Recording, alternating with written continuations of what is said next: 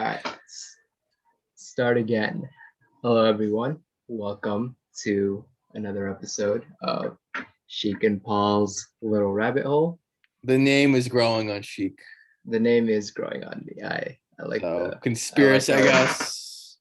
Because I guess that means, I guess we'll talk. It kind of opens up, but we'll talk about it in the future. Because I just wanted to say for now, I guess it's focused on fiction, but I guess that could change. Yeah, I mean at it's some point. whatever topic that like comes to our head for the week or whatever. Because All right. do this weekly. Well, what's this one about? You had a very specific definition Right. before we had to do a take two. Yeah. Today we're gonna explore sci-fi concepts. Sci-fi concepts throughout history, how it evolved over time, and how it kind of changed based on what people wanted from technology at that time. I think that's what I said last time, right? This is exactly what you said.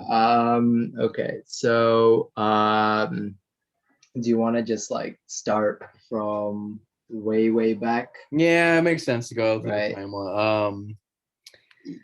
What is sci-fi though? I don't know what sci-fi is. Right. Tell me what is sci-fi? Okay, so breaking down, and this is like different for everyone, I guess, because I know me and you for sure have different ideas of sci-fi. Yes, we do. To me, it's just when technology is a crucial part of the plot in the story.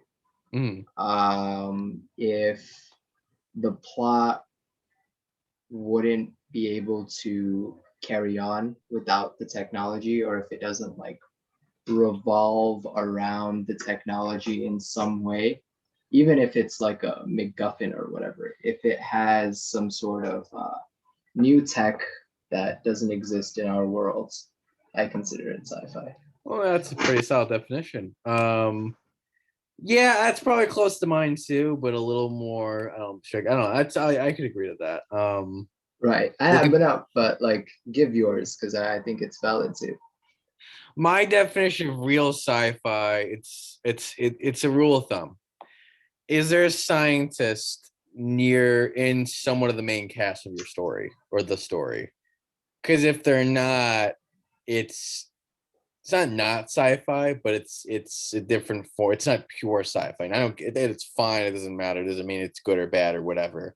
But it's just a definition where it's like, okay, like it's not. You want someone to explain the technology to you, right? No, not just that, but the story is itself. The whole story is about the technology and its influence. It's not a character because, like you mentioned before, like Terminator, Looper, like Alien. These are movies, and we'll get into that later. But that's not exactly sci-fi. Right. Alien would be a sci-fi movie if they found this alien. Did you ever watch Alien, or you know anything? I didn't watch it. I watched it last year. It's not a big. Alien's not a big deal for me, which is strange because it is a big deal for a lot of people. It's an action movie, right? That's what it's known Aliens is an action movie. Alien is a horror movie. I would. Okay, got you. Yeah. Got you. Nonetheless, nonetheless, I would consider both sci-fi. Right, if you want to be very loose about it, for sure. Right. But it's like if it was really sci-fi, Alien would have been about a group of scientists and dissecting, investigating alien species, and that's the whole fucking movie. Yeah, that's more like Prometheus, right? What they did. I think I've not watched. I didn't watch it either. But from I think that's kind of where they went. It was about just studying the aliens. It's a science piece. Yeah. So would you say like Arrival is like that pure sci-fi? Oh Christ, dude. Yeah. I totally blanked on that. That's even Ex Machina, Arrival. I guess even 2001 probably, but that's its own thing, I think. But that's District sci-fi. 9. Kinda in the way Orwell is 1984. Again, it's just the rule of thumb is there a scientist at the center of the story, close to the center? Jurassic Park, perfect example of sci-fi.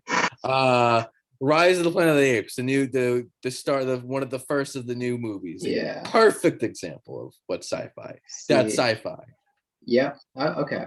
So all right, we'll get into We'll like get into the that. debate. Let's just So what backtrack it this what's all back the well what way. is sci-fi then? Well just to get a not an opinion one, just an objective. Right. Because Wikipedia Subjectively, objectively. objectively, I'd say if it involves a new form of tech, like Because that we that's haven't your seen. Wikipedia defines it, what you said, yeah. Right. Okay. Yeah. Then sure. So we'll go with that. We'll go if with it that. involves some new form of tech, I won't be it's anal sci-fi. about it. Yeah. Right. Okay. Just for like breaking down, this is like very For broad, sure. right? Sci-fi is a genre of speculative fiction that typically deals with imaginative concepts such as advanced science technology, space exploration, time travel, parallel universes, and extraterrestrial life. It has been called the literature of ideas and often explores the potential consequences of scientific, social, and technological innovations. Sci-fi. Yeah.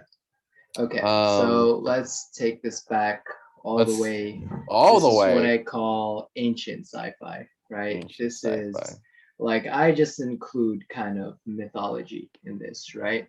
I don't think like, and we were talking about this before. I don't think it's much different if like Zeus gives you an amulet that grants you like lightning powers.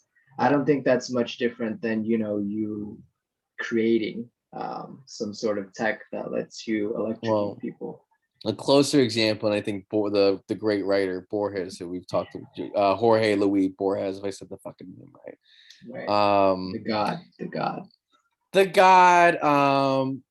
He probably has his own episode coming up one day, but he was very much he kind of makes you look like he made me look at how ancient religion is a form of sci-fi in a way. Yeah. Seeing the world like if you read about the Gnostics or any ancient like Christian slash Yeah, I mean, like even thinking about the spear of destiny and shit, right? The spear that pierced Christ and stuff. These are all things that like it has magical powers, I guess. Anything with that, yeah. The writer, right? there's a Christian writer, Origin, who I went into this. Well, it's also Philip K. Dick was the other one, who I guess is probably coming up too. But Philip K. Dick made me go, okay.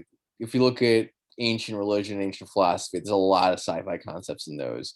The Yeah. writer Origin, who I discovered just kind of just doing ancient research on ancient early Christianity, he wrote about how the theory was that I actually pull it out just so I don't butcher it. Because their writings, yeah, a lot of ancient writings do resemble sci-fi. Yeah, and Uh, I'm thinking like it doesn't even have to be like the gods and stuff, right? Like if you think of the Atlantis myth, right? That's sort of a sci-fi thing. This is like intelligent utopia that got sunk down. If you think of the 1001 Arabian Nights, right? that's which Like by the way, Borges loved. yeah, I love too. Great Right. stories. I But just all the shit. Open Sesame. Open Sesame is just you walking into a store and the fucking doors opening for you automatically. You know what I mean? mhm. Like stuff like that. I mean Dante's Divine. I just did a fucking 14-page paper on him. It was actually supposed to be 7, but that's its own. One of my classes in college. But I consider that sci-fi in some sense, explaining the world around you in a way. It's a lot more spiritual, but I think there's a lot of sci-fi in there. I yeah. think. I don't know if Wikipedia considers it sci-fi, but that's its own. But Origin wrote that what did his fucking what was his views? So he had this doctrine. He wrote about how there was this thing called the pre-existence of souls, which held that before God created the material world, he created a vast number of incorporeal spiritual intelligences. What does that sound like? Some Gnostic shit. I Kinda, but guess it's on a heresy. yeah. Right. So that's what I mean by ancient Christian shit being sci-fi. Yeah. Yeah. Um, And yeah, I mean like in this like it's a very like for sure these are very broad definitions of sci-fi. Probably works for fantasy a lot more, right? I'm just describing fantasy shit but for the most part. Yeah, no, I would agree, but there is still a weird overlap sometimes between the Yeah, two. and there's no like fantasy and sci-fi will always overlap. This is like Oh, for sure. we're That's gonna kind find of that to going to on. to the writers of sci-fi and fantasy's frustration. Sorry, guys, but you're Yeah. always going to be tied together. It's kind of Okay. inevitable. So moving on. Yeah. So ancient sci, but yeah. So it's So what the that's fuck? ancient sci-fi. Next, I Yeah. would say is very what should I name this one? Like Victorian era, Age of Well, Enlightenment you sci-fi, whoa! You right? just skipped a giant amount of time Yeah, I mean like in terms of the heavy hitters. most of the shit in between, like I'm counting it as like this mix of sci-fi, fantasy, like very Okay. broad, like you know what I mean? It doesn't really go into technology No, as you're much as I right. wanted to. Yeah, I mean, More even so than Wikipedia. like Yeah. magic and stuff, you know what I mean? Yeah, Wikipedia does a skip too, so it makes sense. So yeah, so like after the age of enlightenment, scientific revolution, I would say like around the Right. 1800s, Right. No, you're right. Yeah. sci-fi like now has like a whole new meaning, right? It It's does. way closer to the meaning we have now because now Yeah. there's a distinction between technology and magic, right? Yeah. Like they're playing by different rules. So we have works like Gulliver's Travel, Frankenstein, and even this was the age of colonization, right? So a lot of like exploring type sci-fi. That's where Gulliver's Travels come from. A thousand leagues under the sea, right? Journey to the Right. center of the earth. I think that's another one. Um, Burn. Yeah. Burn's big. yeah, it mixes into the colonization, exploration type stories. Yeah, big in a big way. Yes, Sir Yeah, Arthur Conan Doyle of Sherlock. I didn't know this until last year. He was a fucking adventure writer too. yeah. I mean, He like, and wrote. adventure stories. I mentioned before, like one of my favorites, right? Like this is mostly what I look for in my media.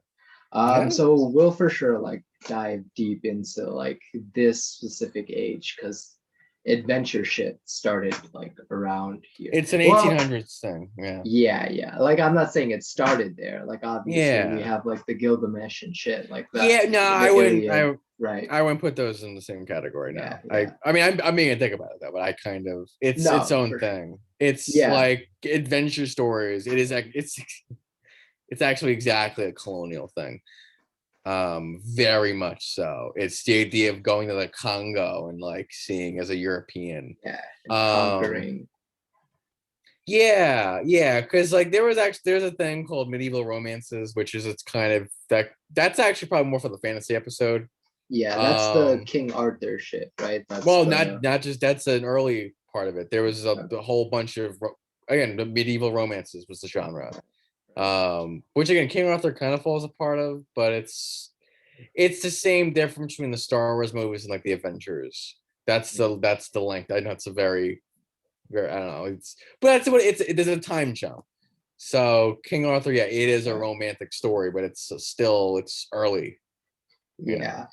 But So so those could be my point is those could be adventure stories, but I kind of wouldn't consider right. them that. Yeah, no, I'm with you there. I'm just saying, I put those there because it put like the idea of like kind of Yeah, into the forefront. So like Gulliver's Travel, it's mostly an adventure story, but there are some times where he comes into an island where the people there are super advanced and they right, have new technologies they show him, shit like that, which leads us to Mary Shelley's Frankenstein, right? right. Um, like I know like in Wikipedia and like Asimov and Sagan, they cite this other book called The Simonium Yeah. as the first real sci-fi. But I feel like in our world right now, I think like Frankenstein is the first like sci-fi, like hard sci-fi concept that's similar to what we have today to land into I guess like Western culture in general, right? Just Mhm. so yeah, Mary Shelley's Frankenstein, and it like if we think about the concept of that too, that's creating a human, right? That's That's what huge. the story revolves around, right? That's huge. Yeah, and Yeah. it explores the dark side too. And it's also like the first horror, right? That people cite as well. Yeah, man, it's that's a it that's it's actually that's probably more coming up when that's probably more with the if where I think we should probably do a horror because I know you're Yeah, not a yeah, horror for guy, sure. right? You're not a I mean, horror guy. like I can't avoid it. Like, that's my aesthetic, even though I'm not like Ironically, huge, yeah. right? Well, Horror. yeah, we'll see. We'll do horror, but gothic fiction it's called. That's the Mhm. precursor to not just horror, but some will say I mean, we've been talking about the past. What we'll be talking about, I guess, until we stop talking about with these rabbit holes. Or this is called genre fiction. That's what pulp fiction is. It's stories with well-known tropes and devices that are used over and over again. And some say gothic fiction is the first genre fiction, where it's like you have all these tropes that you kind of use and so forth. Did you But figure out a name for this, like a bunch of sci-fi? I'm still thinking of one. for what's for Victorian era sci-fi? Yeah, yeah, all the ones we mentioned right Uh, now. yeah, it's gothic fiction. It's an outgrowth. Everything we mentioned is Yeah, an outgrowth of gothic got fiction so far. gothic, gothic sci-fi. That's what we'll call Gothic it then. sci-fi, yeah. Because then there's gothic horror where it's like someone Right, gets tempted by the devil and loses their soul. That's horror. There's right. another one where it's like the wandering Jew. It's called. That's another horror story. Gothic horror. But yeah, the Interesting. Yeah. Like very even remember. though they're Yeah, like different stories, they yeah, kind of revolve around the same thing, right? You do something. In Frankenstein's case, it's like creating a person, and you live with the consequences of that. Like same as if yeah, you made the deal with the devil, right? Like you get the yeah. benefits that you thought you would get, like benefits from either this technology or this deal or this, like it could go into magic shit too, Yeah, well, it's and that's then yeah. it starts going bad or whatever. Midas touch, that's almost like a Well, similar it's thing. what where you touch the bead of gold and you turn into Well, gold, you think this thing is a gift, right? And then right? like it starts like Right. becoming horror dystopia, whatever. That's Yeah, it's kind of a horror story. That Yeah, is and it's a lot of sci-fi too. A lot of sci-fi concepts revolve around, oh, this technology is gonna fuck up everything. well the Pandora's box thing for sure. Right, right. I mean, I was gonna say, what the fuck has a lot of sci-fi in it? Oh, what the fuck? I forgot. But yeah, the idea of just creating another human being, that's very just, I don't know. I It's mean, very that was sci-fi. there since the golems, right? That was like always a thing. Yes, which Spore has wrote about once. That's very much something he wrote about. But yeah, so gothic fiction, that's its Right. own. So Yeah. moving on to the next one, I call this old school sci-fi, right? And this Yeah. is during, I'd say, early 1900s, right? Kind of the beginnings of the atomic age. Like I know that's like later on, but like Well, this kind of stuff was in the zeitgeist leading up to it. yeah. Well, Um, what's your start date for this then? so yeah, I'd say like 1900. I'm including like the pulp shit that we talked about on, Pulp shit, yeah, that's yeah, for sure. the last Well, podcast. there's a precursor to the pulp shit, which is well, no, it's basically before the we'll get to them in probably a few minutes, but the days of Asimov, Arthur C. Clarke, Yeah. and So this is what I'm yeah. including for that actually. Well, there's a precursor there, which is the 30s stuff, which is very just pure fantasy. That's Flash Gordon, which Yeah. is coming up back later because George Lucas makes Star Wars because he can't get his hands on Flash Gordon. Was this in So the 1900s? Flash Gordon, Yeah. 1930s, yeah. Yeah, I'm just lumping kind of. Yeah, that's fair. That's fine. Yeah, Again, this is a I big know like episode. yeah, It's a the big episode. 1900s, a lot has happened in sci-fi during Well, this. this century for sure. Yeah, Wikipedia breaks it off with earlier 20. So there's two eras. There's the earlier 20th century, and then there's the Golden Age. And Golden Yeah. Age is with Joseph W. Campbell Jr. Yeah, so I'm calling that old school sci-fi. And then when it comes down to the movie shit, the stuff that kind of influenced us, I'm calling that retro sci-fi. Retro So sci-fi. So like, what like would be retro sci-fi? it would be like maybe not even, it would be like a generation before us, like 2001 Space Odyssey. You Yeah, that's got like fair. Blade Well, Runner, Star Trek. Terminator, yeah, Star Trek, Star Wars. Yeah. I'm kind of, yeah, like, but I'm separating that from like the Asimov stuff. You have to. Like, You I have, think you have those to. are two separate Very different time things. periods. Right, right. So yeah, so talking about that, we have like Asimov who wrote the Foundation. And I would say this is like, for your definition of sci-fi, this is like peak, like Oh yeah, it's perfect. like Well, it's a mix of both. 100%. It's a mix of both because it has that crazy world building Mhm. thing that Dune has or Star Wars has, but the action is totally sci-fi. It's Yeah. all just science and Yeah, and it's made up Asimov, science, but it's he science. loves talking about his tech. Like that guy will write about it. Like, Well, because and this gets in this, but sci-fi originally it was the idea was it was implicitly related to it was more science than fiction. That was the idea. It wasn't like all right. So I'm gonna give you 3 books. wait, One book, question. yes. Did they come up with the name? Like, this is when they came up with the name science fiction, right? Yeah, what's the origin of the term science fiction? Yeah, I guess so. I think. Like, yeah, like I don't think they like are calling it that during Shelley's time, but No, that's for Asimov's sure. time Yeah, for yeah, sure. probably. Then yeah, that's probably when the term comes into use. Yeah, Is they're going, we're making science fiction right. stuff. So You're right. That's so true. they're also the ones kind of like they're literally writing the definition of it. You know what I mean? So And like, the definition. All right, I'm gonna give you 3 books. One's a book about science. One's a book about. One is an Asimov book, and one is a fiction book.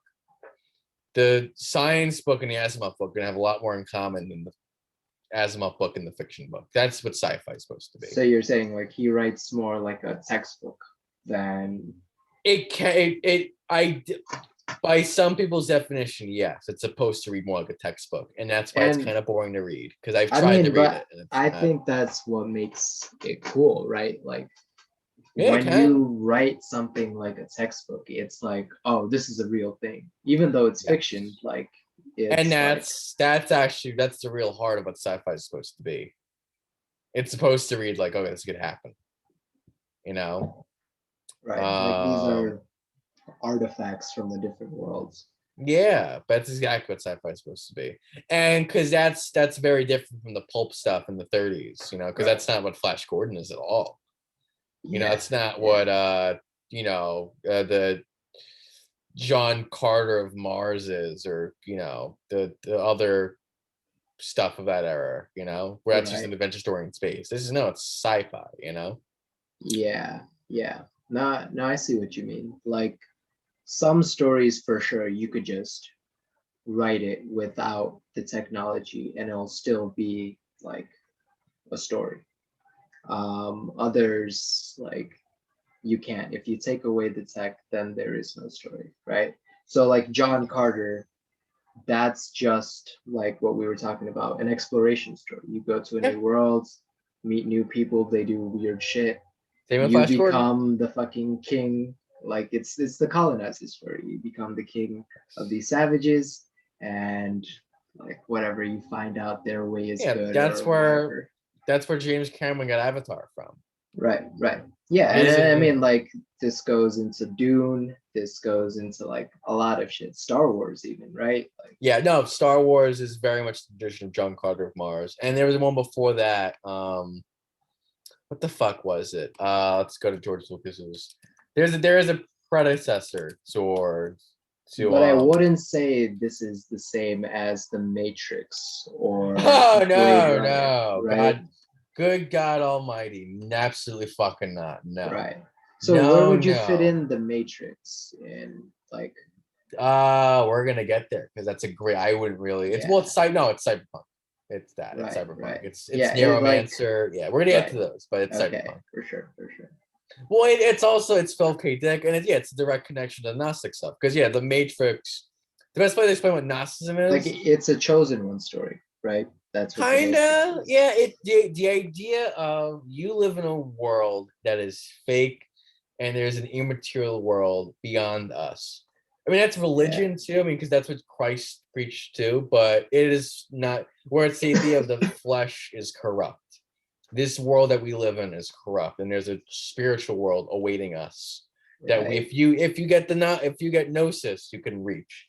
That's the Matrix, and It's so nirvana. It's a lot of. enlightenment. Yeah, all So that shit. I would actually connect the Matrix right back to the OGs of the Christian writers, where Right, it's very right. much the I same. mean, it's like we talked about this before. You can't not take out religious shit from the No, Matrix. Like it's yeah, the Matrix what's is it's a about that. religion, like yeah.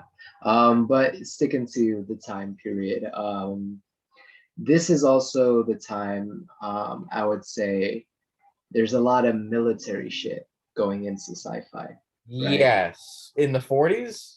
Yeah, so now you got soldiers with fucking exoskeletons. Now you got like the space lasers that can destroy whole Right. worlds. Like Yeah. it's like, yeah, if you're Well, it's not just Cold gonna War. get, yeah, you're not just gonna get technology. Like it's Yeah. gonna be like bad and good, or it's gonna be used as weapons for sure. Like it's explored in this time period a lot more than I would say like Frankenstein, where I don't Frankenstein wasn't created to be a super soldier, but you could get a similar story, from that. Um, but it was more exploring the idea of like, oh, we're gonna fuck around with technology and it went bad. Yeah. Now it's like, oh, technology will help you conquer entire galaxies, right? You got the That's Dune so different. series, right? Well, Like, Dune's cynical though. It's that's its own thing, yeah, but Dune is his own thing. Like, we're gonna and get I there. We're agree gonna with you. It's it's yeah. way I also agree. Dune is way more similar to fantasy than But we're getting sci-fi. there. We're getting Well, there. yeah, we got But no, you're right. That's a huge difference from Mary Shelley, and right. it's huge. So Yeah, like the jumping, like it changed. So right, we were talking about War of the Worlds, H.G. Wells, yeah. H.G. Wells. This is when he, did the Time Machine. Well, that's again. He's not. He's earlier era. He's like 50 years before Asimov. Yeah, but like 1900s, like I'm just breaking it down, like pretty much 1900 to like 1950 is one era, nine maybe 1960, and then 1960 to maybe like 2008, right, Okay. is like another like era, and Okay. then we have what we have now, like Yeah. um but yeah, so that's just how I'm breaking it down Okay. to um yeah, what were we talking about? Well, H.G. Wells. Yeah, so War of the Worlds, that one, I don't know why I like, maybe it wasn't as big a deal Oh, as it's a I huge think it is. deal. Like when No, they it's played it fucking out in the huge. radio and like it was mass panic and shit. Oh well, no, the actual mass panic is a bit overblown, but Okay, cool. that was overblown. Yeah, Right. but as a But the work, story yeah, itself, it's right? huge. Yeah, it's Yeah. fucking huge. Yeah, and if we explore like the concept, um the aliens are this invading force with just superior technology, right? Right. It's the flip of the colonizer story happening to us, Yep. and the aliens see you, like the colonizers do. It's like, yeah, Yep. it doesn't matter. We're just here to do our shit. You're in the way. Yep. Like, and it's very like cold, very like, there's no like talking about this. This is just like, this is gonna So it happen be. and you're gonna Yeah. take it. Goes back into horror, goes back into like Oh, it's a hard. our It's a fears terrifying. at that Yeah, time. fear. Yeah. What time period was this? 1898. 18. No, wait. 18. Yeah, 1898. 1898. Right, right. So this is like end of like colonization, early industrial Yeah. like time period. I guess not industrial. Um, Oh, it is. It's industrial. It's yeah. right. It's the second, right? Like whatever. I always mix up my like Well, no, it's the historical. industrial revolution is still a huge part of what sci-fi became. It's when Right. technology really took over. Yeah, because now again, it's a reflection of the fears of Mm-hmm. the changing world Yep. at that time. Yep. Um, so like, am I missing anyone? Like, I know we have like L. Ron Hubbard who started, No, good. his That's all fucking, Asimov. Yeah. yeah, same time Those are as Asimov Asimov. Like days. that just I just mentioned him because it ties back into religion and even like creating a religion like that Yep. we have to deal with today. Yep. Comes all back to sci-fi shit. Yep. Um, let's see, who else can you? Jules Verne. Like I mentioned him before. Yeah, we talked about him. Yeah, yeah. I guess that was more the previous. Uh, but yeah, you got concepts like the time machine that sticks even to today. Same thing with the alien stories. Yep. Things like the Invisible Man. Um, like a lot of biological engineering, which I guess like that's similar to Frankenstein, right? Yeah. And what else? Like, I would say all this is before World War II, right? Like, would you It's all say the before World War next II. period, like after World War II, is when the next, Yep. like, yeah. All right, Yeah. so that's where we'll go next, right? So World War II happened. We now know about the nukes. We're in the fucking atomic age. And now our sci-fi is in the atomic age too, Yep. right? Yep. So, okay, so what came out at this time period? Well, same guys, Asimov, Clark, and Hyland. Right. Yeah. Yeah, sorry. Just reading more into it. So Philip K. Dick, Do Androids Dream of Electric Sheep? That's one I really like fuck with. Let's see, like hmm, right after World War II, atomic age. I guess this is like the start of sci-fi in movies now too, right? Yep. That's a Yeah, big part of the 50s. Again, it's like this is when sci-fi movies become it's very distinct from what sci-fi literature is. Because what they were trying to do in the movies is vastly different from what they was trying to be done in the books and the magazines. Very different. right. Yeah, and we were talking about this before the show too, where like in the movies, like it has to revolve around a character, right? You can't And talk it's a about, work of drama. yeah, it's not a That's the difference. documentary. You can't just talk about the world. You can't Oh, talk about its politics. It has to be from the perspective of a character, yep. and that changes a lot of things. Exactly. That's why it's So hard to go. I mean, I have to wonder how many sci-fi movie fans tried to get into the literature, the books, and were bored out of their minds. It's like, oh God, I right, don't. This is boring. I don't. There's no character yeah, to this, and it's like, well, yeah. I yeah, mean, that was a you know. problem I had with like reading a lot of old school sci-fi, like There's even no, shit like Dune, right? Where it's yeah, just like this is like I would say Dune is like one of the peak of world building, right? Just It's ironically, I think I texted this to you, but I did realize it's I don't know if it's the star. I mean, maybe Lord of the Rings did it, but yeah, I'll it say is Lord the of the Rings peak is up of there too.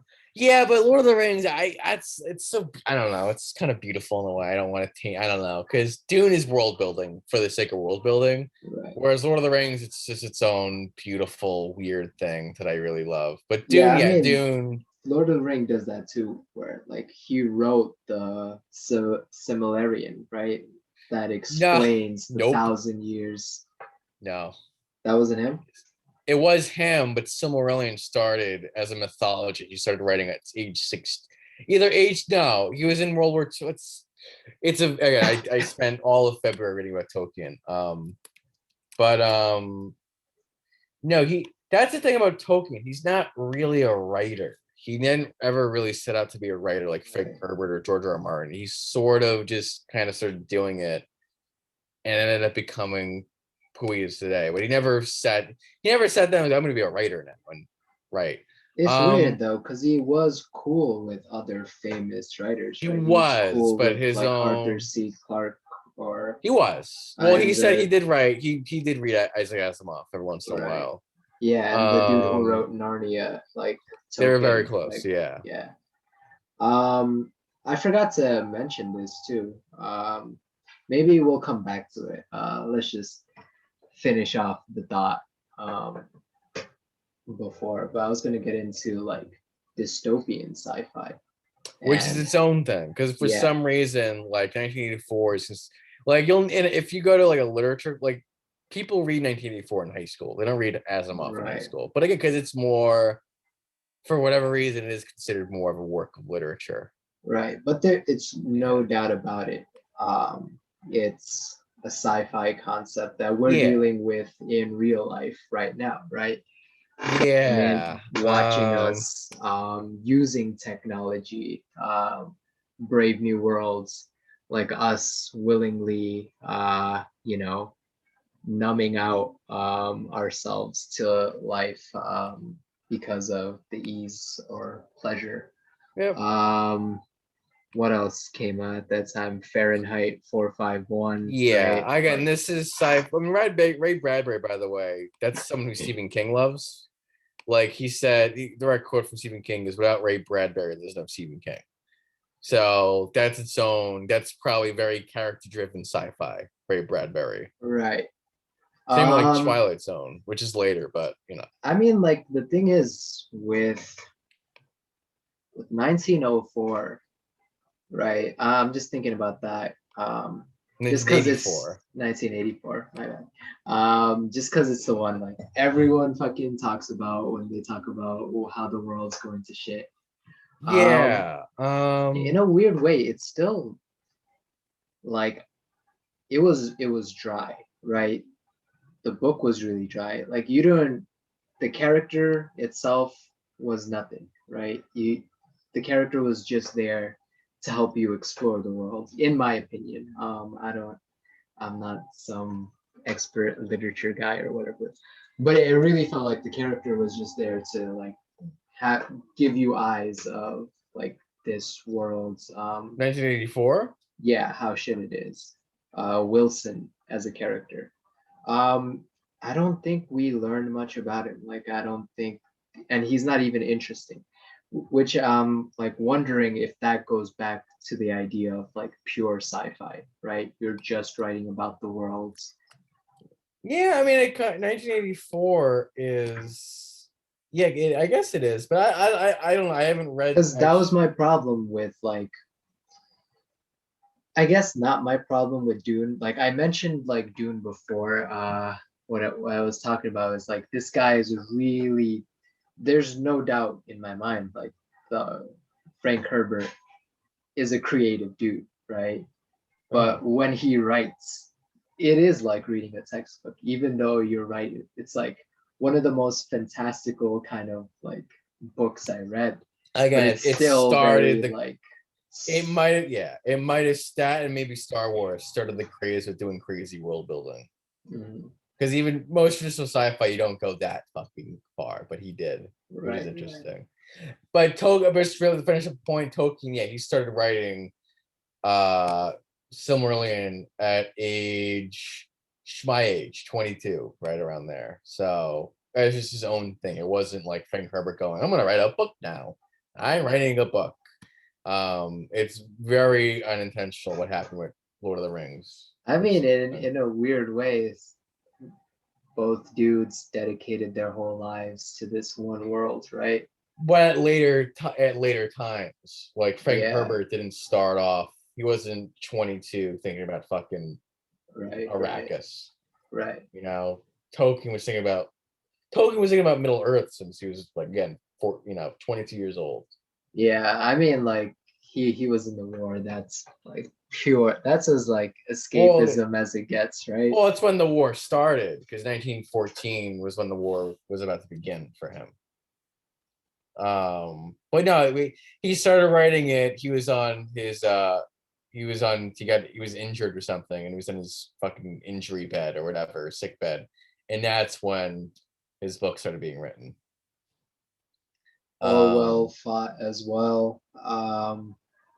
So like I mentioned the war just because it comes into like the fiction so much, it right? The does, horrors yes. of it, Yep, right? yep. And Both like wars. yeah, and like all these dudes experienced it and wanted to either like escape their like worlds or like write about our worlds within the guise of this is a fantasy world or this is Yeah, a sci-fi world. yep. So yeah, I was gonna mention yeah Philip K. Dick and like Blade Runner, all of Well, that stuff started coming yeah. out like near the end. Um, yeah. So to like go back in the 1900s for like a definitive timeline, what would it be? Like it starts off with like the Asimov stuff, No, because Asimov again, that's the middle of the century, not the beginning. right? That's Wells and Verne. Yeah, yeah. And So Gulliver's for no, this is the book that what the fuck? I just had it. and it's Um also not like in the year 1900s, everyone just like had a new perspective in life and like change. Like these are continuations of old right. things. Like everything is Right. But what the fuck was that book? I just had it. Yeah, I'm pulling it up. Yeah, there's a book called Gulliver of Mars, which is John Carter of Mars before John Carter of Mars. Which is basically a hero battling against space creatures or having adventures on another planet. That's Gulliver of Mars, which right. goes on to influence Flash Gordon and fucking John Carter and whatnot. Right. Which again is a very distinct brand. It's very different from Asimov. But Okay. yeah, so it's the pulp stuff, Asimov, Right. and then Philip K. Dick and at like Well, I was wondering where like the dystopian novels fit in yeah, I would Asimov kind of, but around again, the so same. Like it was two different things. Like like it the is because tree branch. one's considered serious literature. Right. Yeah. And the other Um, is like entertainment. This was what yep. we were talking about before, the pulp magazines. Well, right, because that is ultimately. I mean, even Noah has a pretty Noah, my friend Noah, I think maybe got mentioned once. That's the distinction between pulp stuff and serious literature. Right. But no matter Serious, what, like literature for literature, like serious, whatever, it'll always reflect back on entertainment, right? Even now, well, like I think like the literature we have today, right? yeah, Um, what's like a big book that came out recently? nothing. And I was really that's actually really sad, by the way. That's actually not its own topic. Right. But no, it's really bizarre how we haven't had a great book come out in fucking forever. Isn't that really weird? It's almost like I, our culture's getting really dumbed down, Sheik. I don't Who think could be doing it, Sheik? no one's getting dumbed Uh, down. where's Everything is where's being split apart, right? where's Now it? we have like 20,000 different subcultures for everything. So there's Yeah, not going to be like one great thing right. anymore. I Yeah, think no, that's that's true. just, That's actually a very good point. No, because I was thinking, because I'm going through Orson Welles radio shows, and most of them are adaptations of great literature, like Tales of Two yeah. Cities, and I mean that's the kind of the big one. It's like, oh, where's our Tales of Two I mean, like, Cities? yeah, I mean, this is an idea like that. It came to me in architecture, right? Where like there's no great building anymore, but it's just like, no, we're in a different time period now. Now we're in an age Yeah, where like everything is split, like everything is like 20 different categories at once, right? So you can't have one great building that's gonna be iconic and shit. It's just gonna mean different shit to different people. Unless you do something stupid like make it the tallest building in the world and like oh, that'll last for 5 years or whatever. Um, but I think that's the same in like art and like why is there no great painting anymore? You know what I mean? It's just right. people have so many options now. Like no one is gonna all agree that this is the one that's gonna be like for our generation. This will speak for us, and maybe we just need like it's a thing that comes down in like music and shit. You can't like name an album like a classic until you wait like a couple years down the No, line. I mean, yeah, I was thinking about that. Of all them, if there was one movie I'd say would probably be a classic in 20 years, it's like social. I would say Social Network. Social Network? Yeah, I'd say so. No way, no way. I Have you hate watched that it? movie. Why Fucking do you hate hate it. that movie? It's so boring, dude. Why? It was just about fucking Zuckerberg. I don't like scheming his way. Like I seen that shit. I feel like the founder was like a better way to tell that I story. didn't like. No, I didn't like the found. You didn't like I the did like. founder? I thought that was a cheap imitation of the Social Network. I The see. I Social see. Network. That's because I was trying to think. It was actually another question. I was trying to think of like what movie like Citizen Kane. Wait, what's the Citizen Kane of our time? And it's like it's probably Social Network. It's like there's no other figure other than Zuckerberg who really sums up the times, and that movie sums up the times. I think so. I think yeah, in 20 years you're gonna see that at like that was the classic of the first. Nah, I don't want it to be Here's well, that. and that's kind of where you have to separate your own taste with objective. I mean, Right, right, right. that's also my, but yeah, it's like, okay, look at it objectively. What other movie sums up the first 20 years of the 20th century, of the 21st century, better than Social Network? Yeah, I mean, like I would say, like things really split off after '08. So like Yeah. that's kind of where I like split my timelines. So yeah, maybe I'll have to rewatch that movie with a It's an excellent different movie. eye or something. It's, well, what didn't you like about it? It's just I don't know. scheming. It's been a minute. Like I watched it when it came out. You know what I mean? You were fucking 14. Yeah, I know. So whatever. We're talking about sci-fi right now. Well, but that's just it. No, it's relevant because it's the point of at least Because the it's the fiction. dystopian future we're in today. No, sort no, but more importantly, Social Network is the reason why we're calling all this shit pulp fiction, because ultimately it's like, yeah, but it's still not really serious literature. Huh, so wait, where's Right. the? Let me get my cup.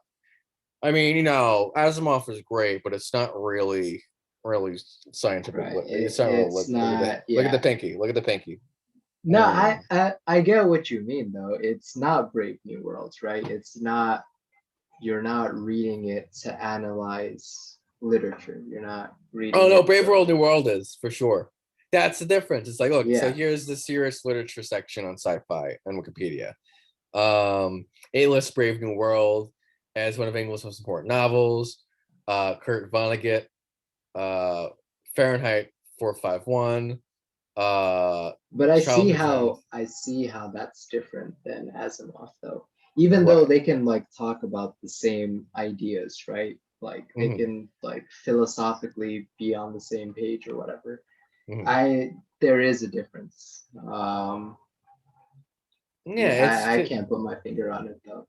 it's hard to, but it's basically it. There's it. Are you It in could this work? also like, is it also a social thing? Just because we decided this is the Some serious people, shit yeah. and Some this people isn't. say, yeah. Some people say it is a social. Actually, there's a website called TV Tropes that probably breaks it down. Hold on. Let's go to it. Sci-fi ghetto TV tropes. Because again, a big part of again it goes back to the Scorsese comments. Him saying comic book movies are not art; they're not cinema. And it's like, what does that mean? You know, Yeah. that's a thesis for at least again for I guess we could get to the 9/11 one day, but for now, if we're just doing fiction, it's like that's why we're talking about this. It's like why is this stuff considered not real serious art? Why? But Gulliver's Travel is No, serious literature, no, it is. Yeah, it is. right? So it's like, well, why? Frankenstein is. Yeah, why? I think it's the intent of the author, right? I think Asimov leaned way more into the technology than the Yeah, story itself. and that's that difference. That's exactly the difference. Yeah, no, that's exactly it. It's like with Asimov, you're reading for the science. With literature, you're reading it for the literature, the story. So, would you say, going back to Star Wars, that falls more in the literature branch than the Asimov branch of this tree? Yeah, I think it's fun. It's pathology. I'd say so if you had to, but to me, Mm, it's religion, man. It's fucking Jesus. right, right. It's Jesus for atheists. Same with the It's Marvel stuff. intertwined with the religion branch as well. Yeah, I think yeah, more It's that node. It's that yeah, it belongs more to Jesus than it does to either right. science fiction um or uh or literature. It's Jesus. It's fucking Luke Skywalker and Anakin and his whole yeah, it's its own thing. Okay. But Let's jump late 1900s. So this is the stuff I would say this is retro sci-fi, right? well, yeah, but it's also it's sci-fi. It's sci-fi as when you go up to someone and say, "Hey, what's sci-fi?" These are the things they're gonna list If you to ask you. someone our age, I feel like, because these are all the Right. stuff that in like, if it didn't influence us directly, it influenced the shit that influenced us, right? Like I would Yes. put like Terminator, Blade Runner, That's like French. Well, it's yeah, I guess because if you want to, yeah, because it's before we were born. right. If you want to be, um, okay, fine. Blade Yeah, Runner, like Alien, I would say like this is was in the pop culture at the time. which does come from Star Wars, by the way. That is part of its Right, legacy. Is it let Alien and Blade Runner be a thing? So, right, right. all right. Well, so what Um, is it then? So it's Alien, Blade Runner. What else? yeah, I'm just thinking about like almost every big movie at that time had some sort of sci-fi shit, right? Back to In the the Future, 80s, 1980s. I'm thinking like I'm like the movies I'm listing now, like I'm just like late Well, yeah, 1900s, like I like said, Back to the and Future, like yeah, like I Blade Runner, said, Terminator. with the Marvel with so Marvel is just following the 80s movie formula, which is it's just do all franchises. 80s was the birth of the film franchise. True. But And yeah, a lot of it's a those film franchise. All the film franchises revolving around sci-fi concepts, revolving around a technology at least. The Matrix, right? Um, well, Matrix is 1999. yeah, I'm keeping it in the same. Well, if we're talking about movies now, it is of a different era than the 80s. 80s is, Yeah, but I chunked all the 1800s together. You know what I mean? oh well, yeah. So I guess Like Back to the this is Future yeah, and all the yeah, all stuff right. like Matrix is all right. right. Like I'm just thinking about the shit that influenced us, right? Like Yes. even fucking Teenage Mutant Ninja Turtles is No, a it did. sci-fi concept, right? Yeah, Like yeah, it it's in is. the name. Yeah. Um, let's see. I guess like Harry Potter is like the one big No, thing from no. my childhood that isn't sci-fi. Oh yeah, no, it's fantasy. That's next week right? or Yeah. whatever. When we get to that. Like I mean, like I also feel like these are like your big movies too. Like I Yeah, mean, like it's Godzilla, right? inescapable. Yeah, Yeah, well, Godzilla's of the 2000, 50s. Yeah. right? 2001: Space Odyssey. I Planet of the Apes. I'm lumping all this like stuff together because I feel like the way it's affecting like our world today. Hmm. They're all sort of lumped in. Yeah, well, yeah, it's sci-fi movies, which is again, Mm, it is a distinct thing from the sci-fi books and the magazines. Because again, it's drama. It's right. Planet of the Apes is dramatic. Even Ghostbusters, right? Good- Like, Ghostbusters is more movie than it is sci-fi right, for right. sure. That's another Marvel predecessor, probably. It's comedy mixed with ghosts, Yeah. So and like, good okay. characters. Yeah. So all these movies I listed so far, like would that tell us about the time period and like their Actually, release and honestly, shit? not much because they're character movies, not. I don't know, Yeah. like Godzilla, like Oh well, for God, no, sure Godzilla. Yeah, it's different. is Yeah, like a reaction to, it was. the nuclear age. Yeah. Let's see, like what else? Like The Matrix, that was like, Well, computers, I yeah, guess. like I mean, like I this don't is the know. start of the internet age as well, right? Yes, that's probably why it And worked. that Yeah. like Actually, the Terminator yes. fears comes from that shit, you know? What, the internet? Oh, AI? Yeah, I guess Yeah, so. yeah, yeah, like just computers in general. I Yeah, feel like it does. Yeah. around this time it was like an awakening to like, Yes. oh, computers is a threat now. Like Yes. it's in the sci-fi canon as a threat. Yep.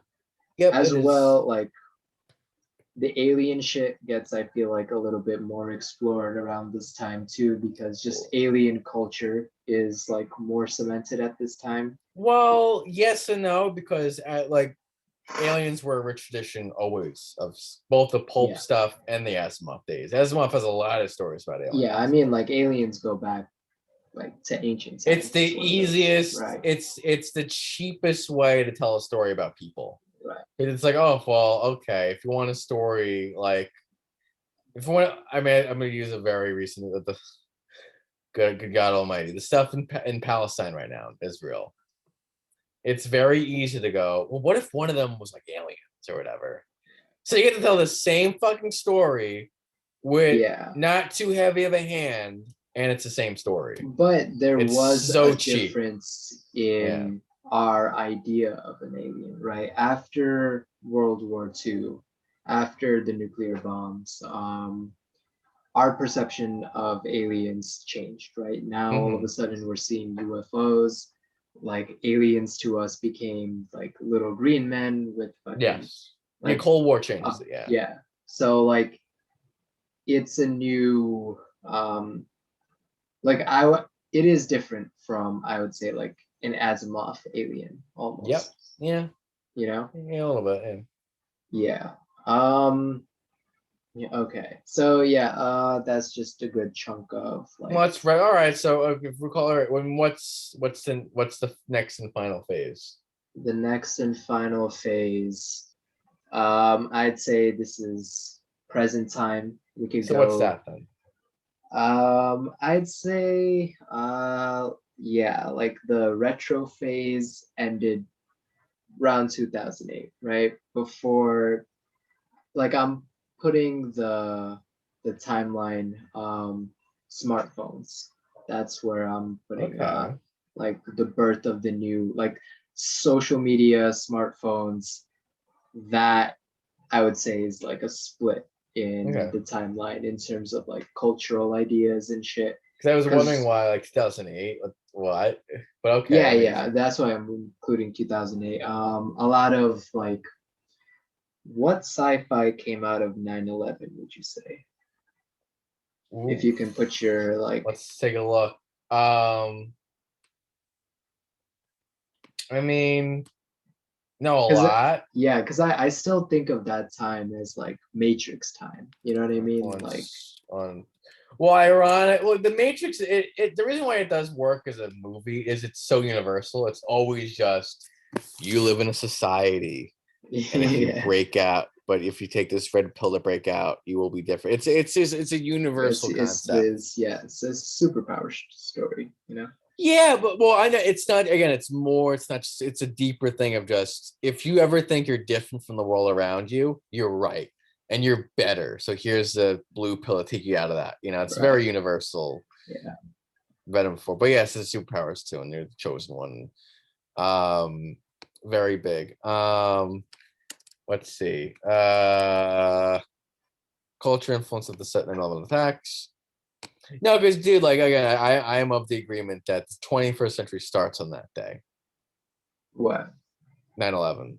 That is Oh, okay. September 11th, 2001 is the start of the 21st century. Nah, to me, it's definitely smartphones and social media and stuff. Yeah, That's I guess like, that's a good point. but like, yeah, I mean, I guess where do you put the, the marking point in all that?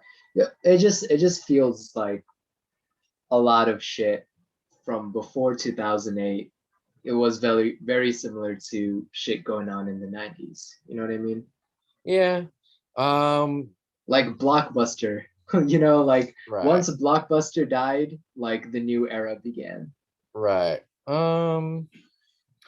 Funnily enough, you probably see the most 9/11 in our prior episode. The more like any of the comic book movies probably deal with 9/11 more than any other Right, branch of right. sci-fi. So Yeah. that's your answer to the question. It's like where does 9/11 show up in culture? It's like yeah, it's a lot of the superhero stuff. It's where you see 9/11 show up. Well, speaking of comic books, like comics and sci-fi, like that's That's tied together, yeah. like, It is tied together for sure. I was reading last week about how in the 50s before Marvel did superheroes, their thing was like doing basically sci-fi movies in comic book form. So like that's what their focus yeah. was. So I a mean, lot of like, like think about monster it, like stuff. the Yeah. Flash, right? That's he mixed a bunch of chemicals. It's Frankenstein, right? He mixed a bunch of Well, chemicals, got yeah. I hit by mean, lightning, that's right? also I know we did discuss this last week too, I think briefly, was DC has a focus on magic and mysticism, whereas Marvel is a lot of science stuff. That's For kind of one of sure. the Yeah, differences and I between the two can see that companies. in Spider-Man, right? Spider-Man, Radioactive Spider. radioactive spider. Yeah. Captain America, like Hulk. formula, Yeah. Hulk, Science. yeah, Iron Man. I see what you mean. So that whereas yeah, And for sure, like the X-Men, like that like the X-Men, it's a the X whole gene. thing. Yep. Yeah, so then science fiction is a very rich history in comic books again, which we already kind of talked about last week, and we'll talk about again Right. in I guess whenever we do DC. But yeah, man, yeah. So those worlds are always tied together. Like again, like I said before, they were doing superhero stuff. Marvel was doing sci-fi stuff, like one-off stuff too. So it's like I'll give you. Let's pull it up because this is very fascinating to me. This Marvel comics because it's so different from like Iron Man and Spider Yeah, Man. like even though like Superman is literally an alien, he does have magical properties to him. Like just Yeah, the fact that he gets his power from the sun, like he has kryptonite as his weakness, it's way more tied to magic than like right. even And Batman is more tied to mystical shit than Iron oh, Man is, you know? well, Batman's also crime lord. The reason, if you ever notice, there's a Right. reason why He's Batman detective. Yeah. he's taken more seriously than most other superheroes, and that's because he belongs in the crime genre of pulp, which has always been taken more seriously than sci-fi and fantasy Right. stuff. I mean, DC literally stands for Detective Comics, right? Like, Well, Detective Comics was also let's see what I think that was also a pulpy just one-off stories. yeah. Let's see, Detective Comics. What was that? Um I mean, it definitely comes from the pulp noir. yeah, well, not just pulp because pulp noir is also that's prose magazines. This is comic books, which there is crossover. I think. I think that the Batman writers must have been influenced by like the Yeah, I crime mean, I'm writers, thinking like the plot lines to a Batman story. like a 40s Batman fucking Right. story. Yeah. How it's pretty similar to like a Sherlock's Home, right? But you Well, find that's the OG. I was right. thinking more when I say crime fiction, I'm talking like 20s and 30s stuff, which that's its own probably its Yeah, own and rabbit Batman hole. changed over time, right? All right, right. We'll jump out of comic books. But it's just to finish up the point with like Tales of Suspense was a comic book anthology series that was like one-offs. So like you'd get like a typical story would be see if I can find it. It's even here. I mean, speaking of one-offs, we could talk about the Twilight Zone, right? Well, that's what I was gonna say is yeah, these comic books, from my knowledge, are closer to the Twilight Zone than fucking the Avengers. These Right. one-off stories. If I could just find it. Man, I wish this is probably why the thing of doing research beforehand is probably a good idea. Tales to Astound, I think it's called. Astounding Tales or Astounding Astounding Tales. Stories. Oh, but that's its own thing. I'm talking about Marvel. Tales to Astonish. Oh, okay, okay. My bad. No, but that's it. But no, see how similar that is? Astounding It's Tales, all Tales to tied together. Astonish. There's no way It's around all that. tight to Astonish. What's this then? Tales to Astonish. I just want to get an example of what a plot would be. Hold on. Let's see. Marvel fandom. Let's see here. Yeah, because Detective Comics, I think, was the same thing. Or it's like, I mean, it was also probably more tied to adventure stuff too. Well, apparently, yeah, Detective Comics features stuff in the hardboiled detective genre, which is interesting. Well, that's again, it's its own episode, maybe. Um, yeah, science fiction mystery slash suspense stories. The Man in the Ant. Well, this is where Hank Pym comes from, the character of Ant-Man. Let's see. I mean, look, the Hulk dude. All right. So this is its own. Yeah, Maybe we'll come back to this one day and just give specific examples. the Um, Hulk for sure. I mean, like every Marvel character that specifically doesn't say like I'm involved in magic, it's sci-fi, right? yeah. Like, All right. We got some stuff. Tales of Astonish. But all right. So keep talking. so yeah, it would be like unless it's Doctor Strange where he has to outright say like, no, this is magic for sure. Yeah. It's always gonna be like a serum that makes you super strong or turns you Yep. into the Hulk or Yep. technology you made to make yourself strong or technology only available in your country that will make you like that gives you an edge. All the vibranium shit. Like I see what you mean for sure. Like DC isn't tied to sci-fi the way Marvel Comics is. Right. Yeah, so here we go. Ready? I'm gonna give you 4 brief examples of Tales of Astonish. Uh a cruel movie director shooting a Martian invasion movie on this and is kidnapped by the real Martians. When their ship needs repairs, the aliens return to Earth, saying they will free him if someone comes to the rescue. The director can only hope some of the people he miserably treated will save him. That's Yeah, funny. That's actually kind of very funny. very Twilight Zone esque. Exactly. Let's look at this one. This was a fucking long one. Captain Kane navigates fishing vessels with the sea. They get a lobster. They talk about it. They find another this bizarre creatures. Blah blah blah. Just skimming it.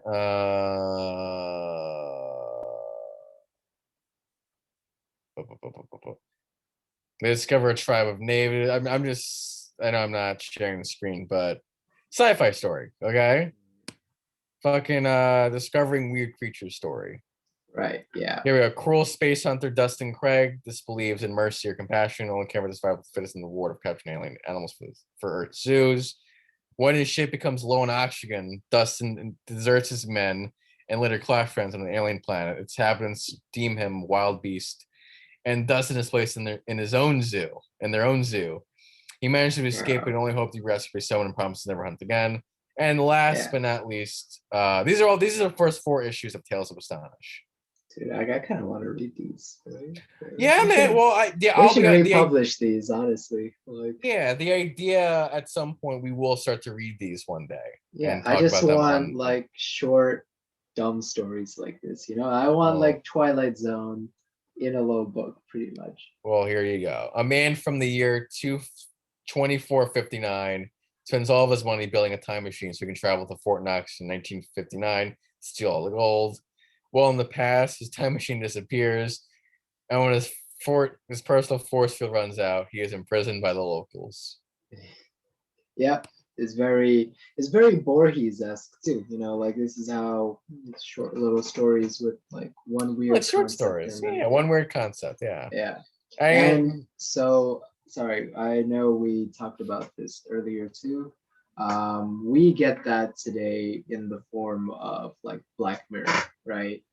Yes. And so that's an all right. If I really had the Black Mirror sci-fi as of today does begin with Black Mirror. That's kind of a Yeah, great way to like sum it up. I'm thinking about like modern sci-fi. I mean, we have like concept stories like Her. We have like Ex Machina.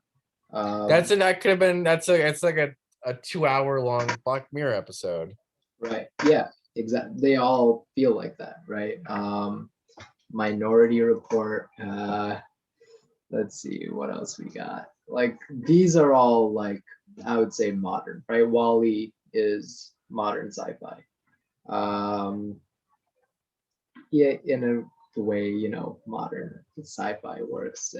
Well, it's also I forgot it's actually one of my favorite movies of all time. It's on Letterboxd, the fucking movie ratings that I have it out of Mhm. No, five yeah. stars. It is a Wally great slaps for and sure.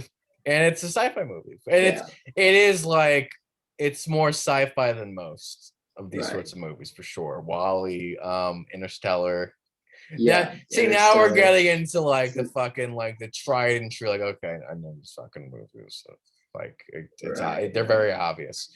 The new Blade Runner is actually another But all-time like favorite. Yeah. it is less obvious right now, I would say. Like Wally? now, yeah, I mean like right now, sci-fi is a mix of like several genres, right? Like we mentioned the comic Yes, book stuff. Like it there's a is. lot of like um in the Wikipedia it mentions like Big Hero 6. That's just a superhero movie, but Right. it's now sci-fi because technology is involved. But you also have like the space invading stories. It's a mix of like a lot of things. As kind of happens, like I mean, look, you're a huge hip hop fan. Isn't hip Right. hop today just a mixture? Isn't it just a mix of different hip hop, Yeah, more I or mean, less? like anything, like all art is, we're living in the postmodern era, right? Now we pull our influence. It's not like a linear thing. We don't have No. one thing we're pulling our influences from. We're pulling our influences from like everywhere at all Yep. times. I mean, yeah, it's like a piece of writing advice that sci-fi writers give is, especially the modern ones, they say read everything. So Mm, you should be reading like everything and sort of mixing, Because by the way, speaking of spy, we haven't talked about it, but there's two other small subgenres I haven't talked about. One's new wave sci-fi. Well, there's three. One's new wave. It's all literature based. So one, well, I guess, well, it's three.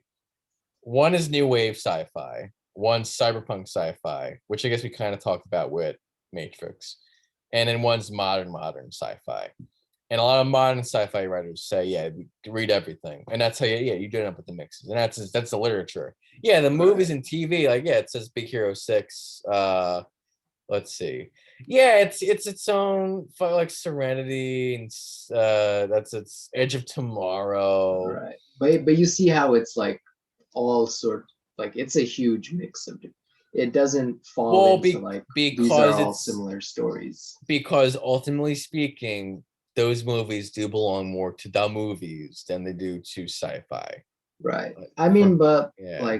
like as you said, we have movies like Arrival and Interstellar, right? Interstellar, yeah, I would say Arrival is a much better example of what sci-fi is. But Interstellar, that's pretty good Interstellar as too. well. Yeah, it Was it is. The Martian as well, right? Like that's like Perfect. as hard sci-fi. That's not I It's wouldn't actually even say it's yeah, sci-fi because it's just based it's just on like science. Yeah. our technology right Yeah. now. So like Perfect. we have Perfect the example yeah, of sci-fi. Andy Weir, who wrote that, is like, yeah, he's basically the standard bearer of sci-fi today. Or right, one of them, right. yeah. Yeah, what else did he write? Well, he wrote this amazing short story, The Egg. It's like a little Oh 300. yeah. I watched the video. Very cool. Beautiful, Right. beautiful. He wrote two other things recently too. He wrote Ryan Gosling's to be in a movie. I'll give you here's this is modern sci-fi. Right. Modern sci-fi. Project. It's called Project Hail Mary. Dead. Hold on. Let me pull it up. Yeah. So this is a movie about. Well, it's gonna be a book. It's a solitary tale of an astronaut on a spaceship alone who is tasked with saving the Earth. Project Hail Mary. Yeah.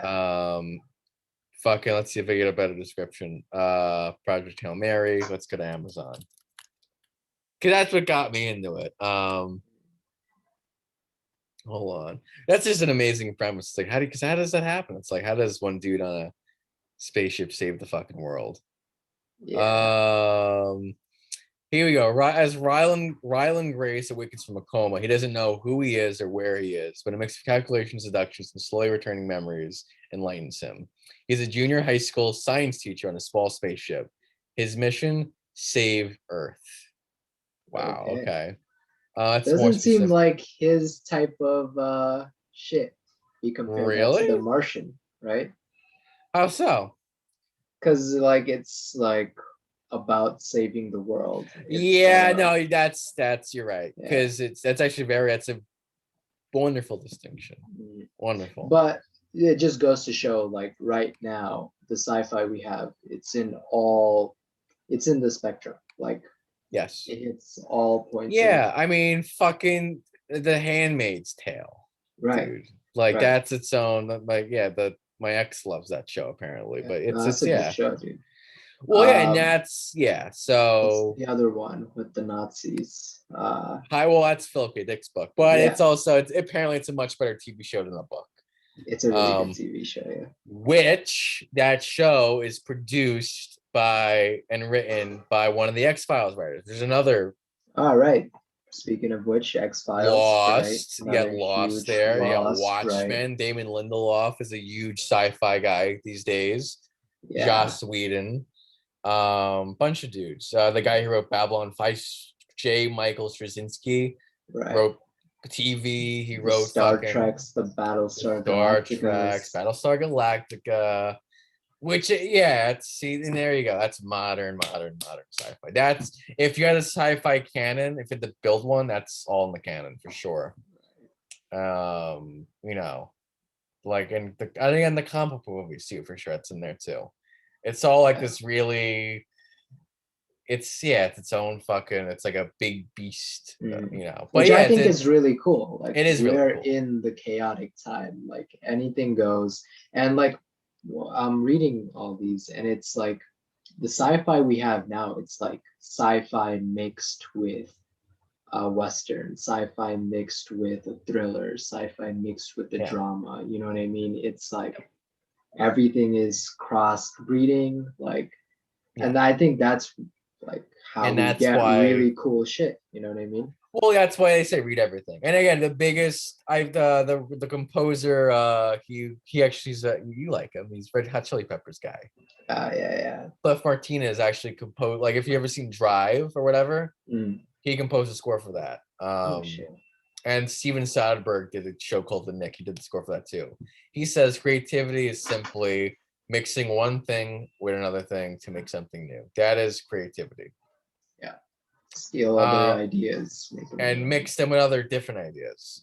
So yeah, and unfortunately, this is what Asimov and his people didn't really do. That's why it's like you'll get excited. Oh, I can't wait to read it. I can't wait to read like a classic sci-fi story, and you read it, and it's like, well, this is kind of fucking boring, Right. and you fucking have to put it down. It is like when you become the people who define the genre, like it's gonna get away from you, right? Like the punks, the early punks are like nothing to, you know, what punk became, stuff like how that. do you hear like you listen to like fucking Blink-182 and the Ramones? Right. And it's like, I mean, like you in can a hear way, it, by the way, but in a way, they're pretty close. The Ramones are the bands that allowed like bands like Blink-182, like the very pop. That's a bad punk, example, right? because They the were Ramones like the are pop creators punk. of that. Yeah, they're pop punk. They loved I mean, that was their whole goal from the start. Their goal from the yes, start was rock to have and roll. like They loved number girl one groups. hit on the charts. Yeah, like they loved girl groups in the Blondie, 60s. Yep, Yeah. they were tight with them. Black Flag is probably better. It's like, how do you get from that to that, or like thrash metal? Well, no, Metallica, same with dude. rock and roll in general, right? But yeah, rock and roll, like, but Metallica. Okay, so let's take the Ramones and put Black Sabbath in there, and then you get metal. You know? Right. Yeah. Well, to be more accurate, let's put really heavy metal, like beyond Black Sabbath. I guess like what, like Venom, or I don't know. What's his name? King Diamond, and so let's mix King Diamond with Black Flag. What do you get? I mean, I know I just gave you two bands. Well, I know you know Black Flag, but King Diamond. Well, metal though, but like yeah, that's right. And like, you know, the subgenres split apart further and further, and you'll get all new shit. So you're right. That's kind of how art's created. Right. I think that's a good like spot to end, right? Well, yeah. I mean, well, there's two more things. Okay, so just to really be there's still a little bit more to go, believe it or not. Okay, gotcha. Because we didn't talk about our own favorites. Right. And all right, so basically just really quickly, I mean, Cyberpunk, if you want that. I mean, that's its own. I don't know, maybe we can go back to that later, I guess, because we definitely should have like a day where we just talk about Cyberpunk, because that's like, Neuromancer. Yeah, that's its own. Bruce Sterling apparently is a dude in that. Because that's where a thing like we need to get out of like right now. You know what I mean? It's like I feel like annoying. Too much cyberpunk. Well, her is an amazing anti-cyberpunk movie. Right. That's an amazing anti, because it's like, oh wow, the future just looks.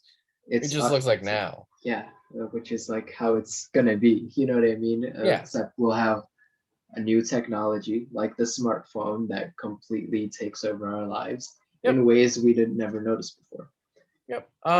So that we'll get, but yeah. So if you want the new wave stuff, that's its own probably, but that's like they're not very. You know, they're relevant because again, Neil Gaiman, you laugh every time I said that. Alan Moore, though, is of the tradition of the new wave sci-fi stuff. So maybe that's its own episode. But and yeah, there's, if you want modern sci-fi like in the books, that's Nebula award winners. Just go to those. That's its own fucking Nebula and Hugo award winning books.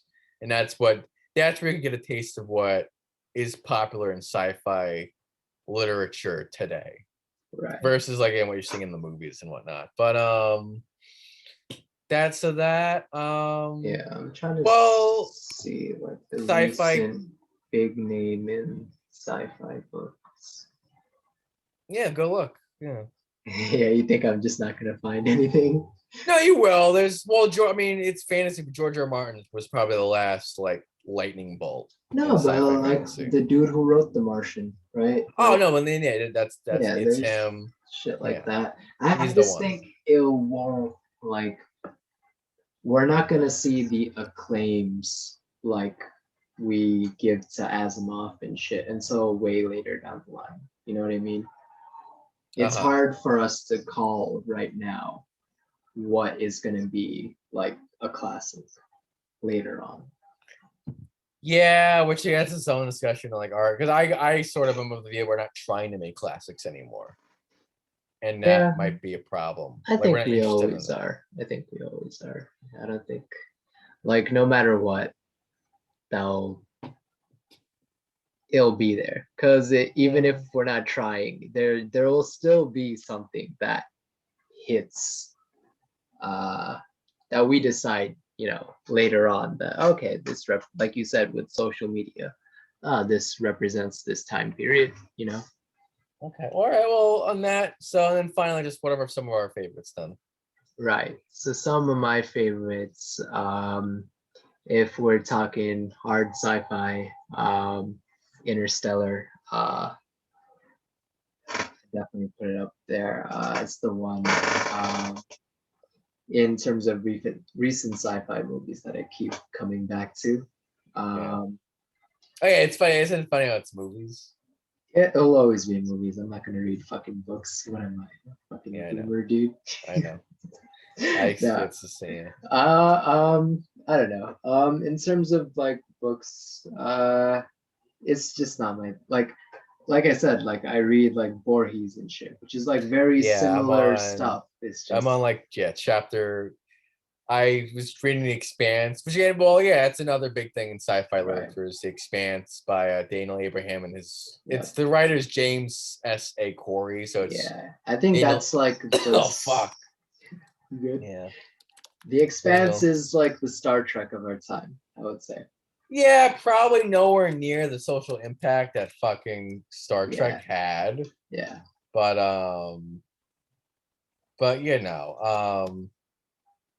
let's see, Daniel. Yeah, but in terms of just kind of what kind of story it is, yeah, for sure it is. It's very much Star Trek.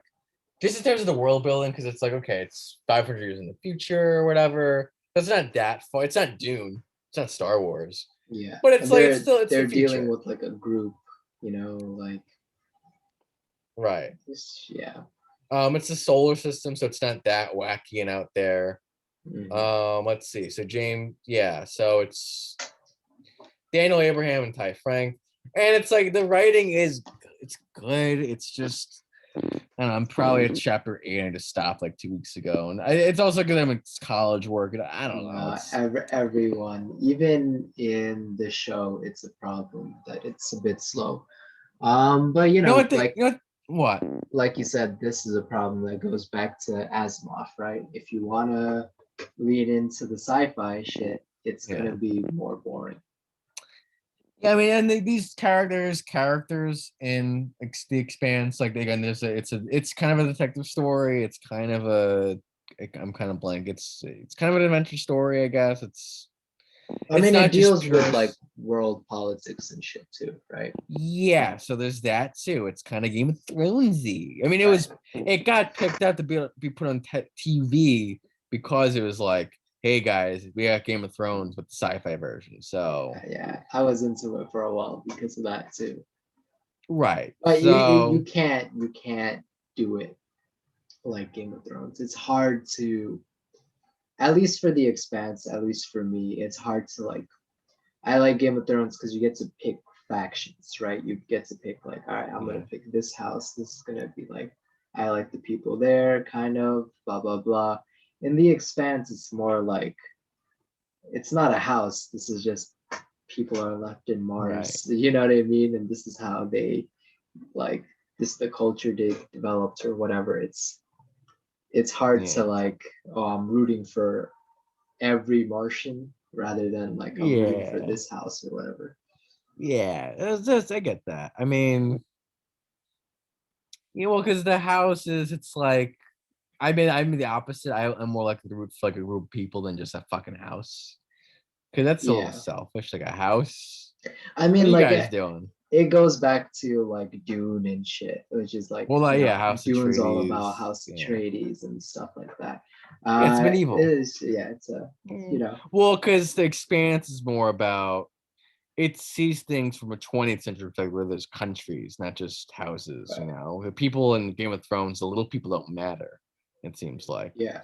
Yeah. It's just the big houses. That's kind of what you're following. But I guess I can say that. But regardless of what it is, I mean, the thing with books, it takes you a movie's 2 hours.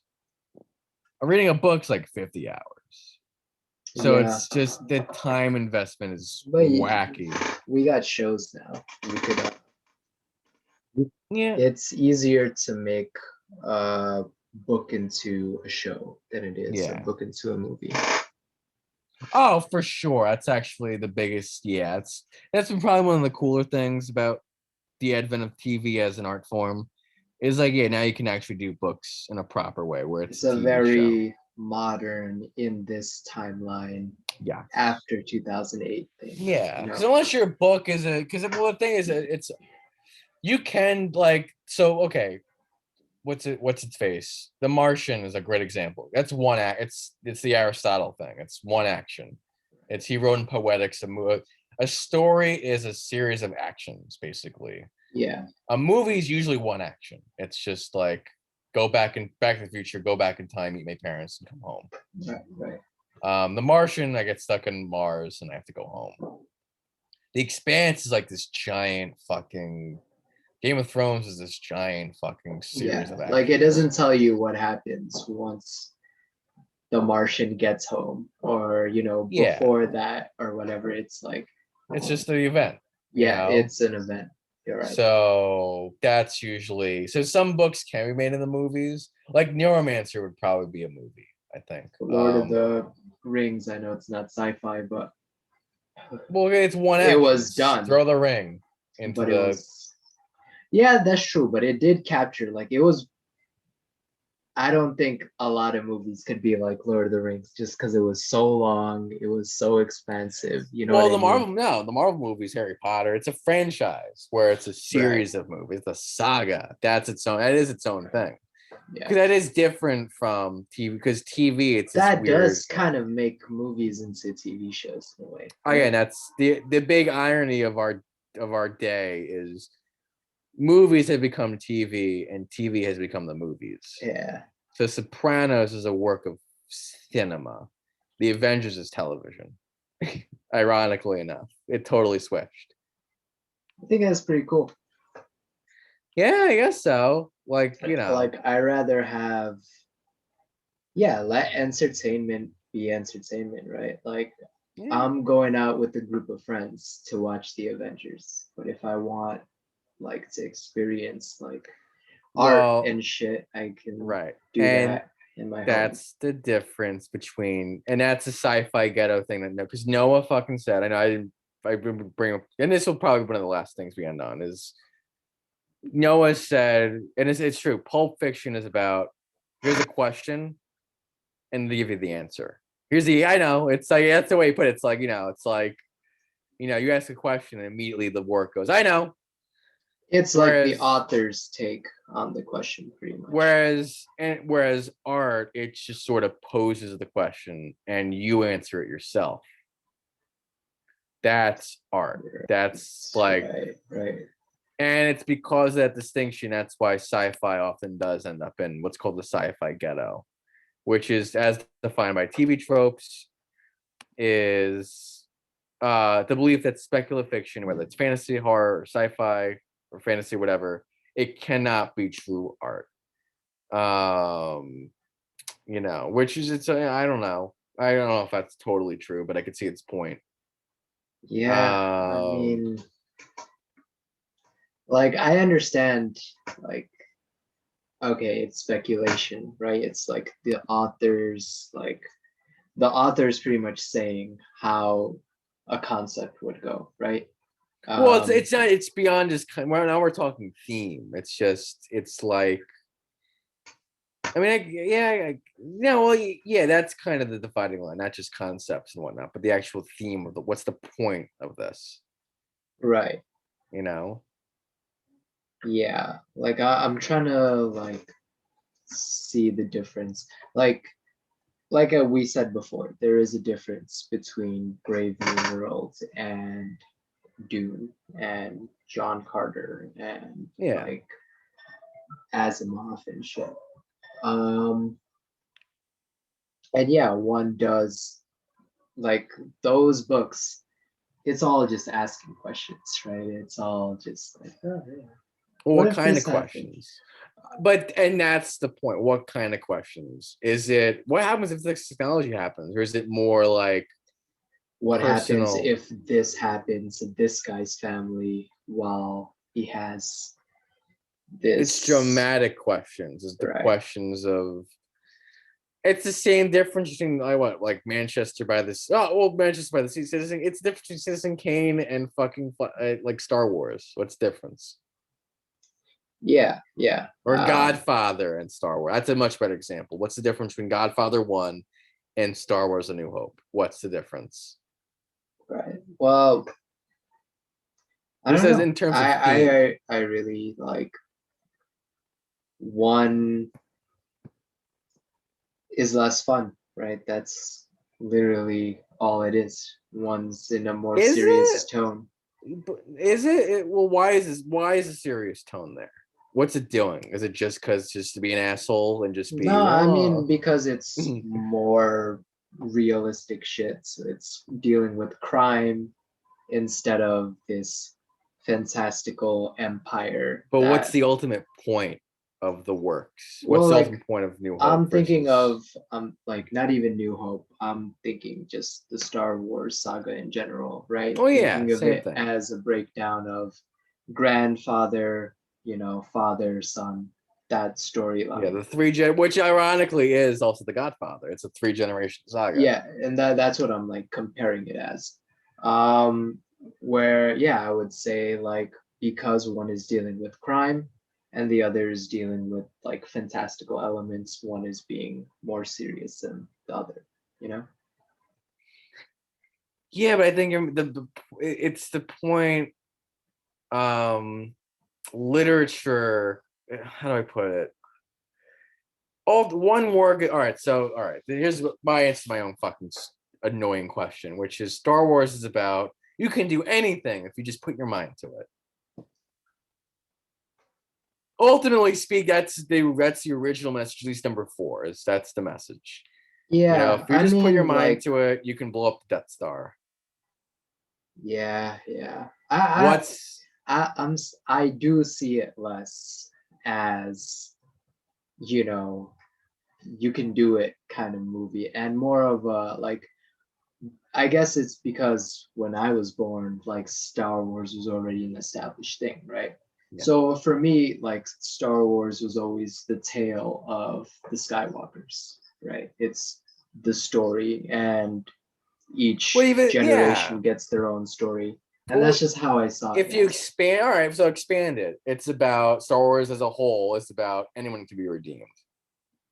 That's it. I Anyone. don't know. Is Darth Vader isn't redeemed until he dies? Is that really Yeah, redemption? that's his whole arc of Like episode 6 is that build up to the redemption. It's very fucking Christian. Yeah. I thought And it then, was more like Luke well, deciding to like it's more similar to The Godfather to me, where it's like the son is like, all right, I have to do it my own way. I can't follow the way my father's done things, you know? yeah, but I think It's just like The Sopranos, it's darker. That's it. Like to I don't me, think like that's what it because is, you're right? cutting off theme. You're cutting off all that's that's it's a huge part of what storytelling is what is it about though? Like family, tribalism, like I see that Okay, the well, same. It's gonna the just Sith build from and the it. So Jedi, right? what is the Godfather saying about family? What is it saying about America? You know, Is it that's its saying own any that's its own like podcast, by the way. yeah, But yeah, and like yeah, I guess we did like kind of divulge from oh, this is but the point. This is the point, but though. It's like, yeah, why is this stuff considered pulp? going Why? on like Why is it? to Why? me Why like is? The Godfather, I don't see it as like, yo, this is a take on America in the way that I see Citizen Kane, right? Right, I see it as this is a story of three generations right. involved in this crime family, and this is how each one of them dealt with their Right. problems based on the situation they're in. Right. But the way the story is written, it leaves certain thematic questions completely either unresolved or gives you very painful answers that you have to work, that just gives you more questions. Whereas with a lot of pulp fiction, they just give the answer and that's it. And that's why it renders itself as entertainment. It's like, oh, that made me feel good. Like that's it's like basically a good, yeah. So if you came out of the movie feeling good, that's entertainment. If you came out of the movie feeling like, oh Yeah, but are you shit, saying like all art has to be depressing? I don't think so. Like well, that's another trope. True art is depressing. I don't think so. I And mean, I'm a pretty like, I'm a pretty pessimistic dude, but well, I I think don't that's think that's why it's very important for you that your art is uplifting because it's like, look, I already get the depression thing in real life. I don't want to read something and feel just as depressed as I do now. right. Like, it's what the fuck am I No. doing then? Yeah, but I don't know. Yeah. I didn't feel depressed like watching, I'd say like Lawrence of Arabia or something. You know what I mean? Even though like, Because that's a tragedy. yeah, That it is a movie. tragedy. But let me see.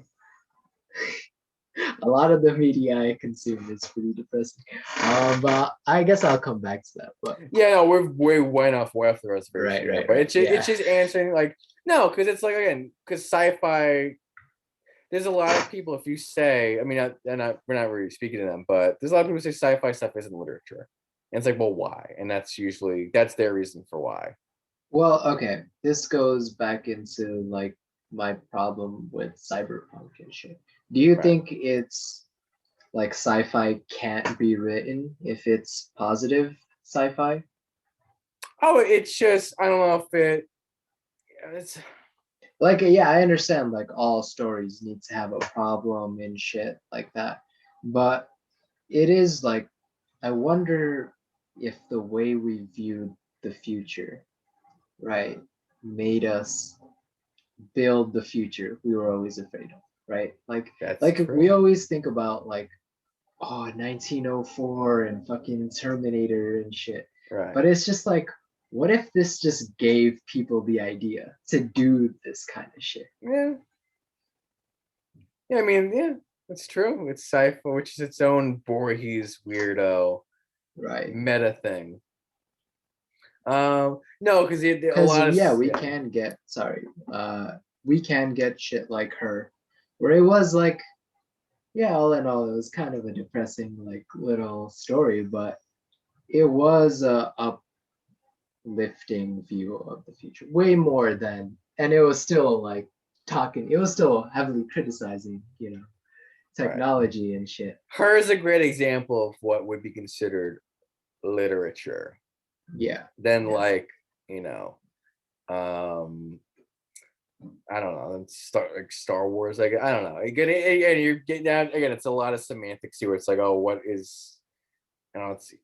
Ultimately, it's probably true what you say, where it's like it's all bullshit. It's right. Like, probably don't you true. think the Iliad was just the Star Wars of its time? Oh no, but that's why I love Star Wars. Yeah, that's Right. why I like the Iliad. It Like, is a Star Wars of its but time. then like now we're studying this shit just Yeah, because it was popular, right? yeah, There is power to that. There's like, yeah, it cements you and it makes you legit in a way.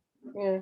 Again, I think the Avengers movies are closer to what the Iliad was. I mean, that's its own thing, but I do. I Um, still think the Avengers will cement itself in history more than Game of Thrones. You know what I mean? Because it yeah, fucked up. well, It fucked up, and I don't know if now it's it's just fucked like up. Lost. Same thing with Right, Lost, right? It right. was like another like staple. Now it's gone forever. It's like Because the ending sucked. not even like it's just it couldn't hold with what we need it for anymore. Mhm. You know? Yeah. Yeah, that's sci-fi though, guys. That's fucking Yeah. We went pretty deep, but that's our deep little rabbit yeah. holes. It's the rabbit hole of just why isn't That because that was a bit of an epilogue, I guess, because we kind of did wrap up with Well, it that's ended with where sci-fi is today, right? And it it ended did, and with then we kind of got in the epilogue of like, okay, if sci-fi is where it is today, why is it still not really considered? I mean, I'll say it is probably, I think, at least the movies a lot of the time are considered real literature or real art. Like you won't meet many people who think like Arrival's not a real movie. right. So Yeah, like it's hard to say like that movie didn't say something about yeah, the world, right? right. So that's why it's like, okay, then there you go. So that answers It's the not Independence Day, right? Like that yes, that's pure entertainment sci-fi yeah, in my eyes. yeah. More So that than like Age of Ultron, I would say. exactly. I'd say the pecking order in terms of having something to say is Arrival at like a 10, and then out of 5 you got Ultron, and then like a 0 you got Independence Day. Right. Which is fine. I mean, I do actually like Independence Day as a movie. It's pretty fun, but It's a great movie. it's sci-fi. We didn't talk about it, Yeah. but it is actually it's actual fucking. It It's is the alien. technically It's another take on the boy War ironic. of the Yeah, World shit, it right? is. It is. I never realized that before. Yeah, like it is. It's a remake of War of the Worlds. Yeah, and it's a valid It's take on it, like based on the time period and shit. I'd say so. it's one for one. I never realized that before. You also Like there's like I nothing changed was about dude, I it. was watching this like video. Fuck it. We're gonna talk about this ourselves. Yeah. Everyone, I hope you enjoyed our little sci-fi talk. Um, take care. Boom. Later.